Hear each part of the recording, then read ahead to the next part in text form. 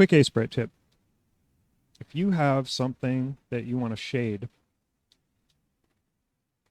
instead of doing it manually, you can go up here and click on this inkwell and use the shading ink mode.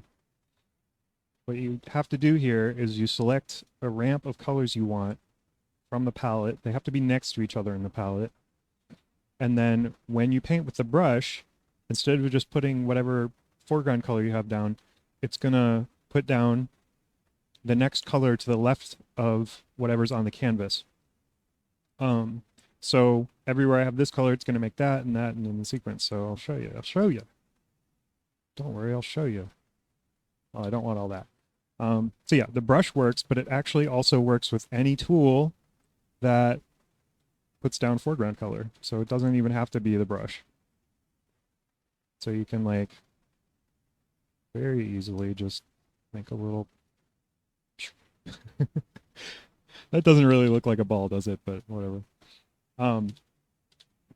So yeah, you know, lines. Oh, I didn't. I'm out of. It doesn't let you put down color unless that color is on the canvas, and it won't paint over anything other than the colors in your gradient that you have selected here. Oh, and if you start with a color that isn't in the or is that at the left, you can hit reverse shade, because it has to be going over the one on the right. It's in the left, I meant right. And then you can just like, I don't know, all kinds of cool stuff. I don't know how cool that is really, but my little line is. And it doesn't have to be just for shading. Like, let's see, where's Piper? Pico 8, right? This is a good example. So let's say I want to make a rainbow. Is red on the top of rainbows? I think so. Okay. So how big do I want it?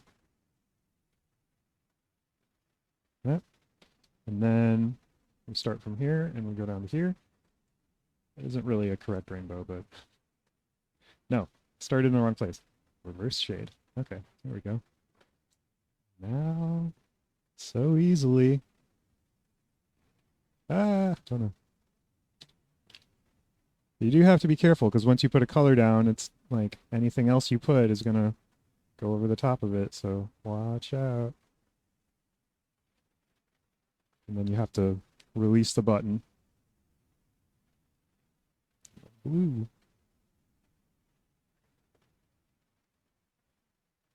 That look pretty good. Oh yeah. Once it gets to the end, it won't paint anymore, so. And then you can like, you know, you can expand it if you messed up a little bit. And that's just a really easy way to paint down a gradient. It could be better. But it only took 10 seconds, right? I think that's pretty cool. Hope it helps.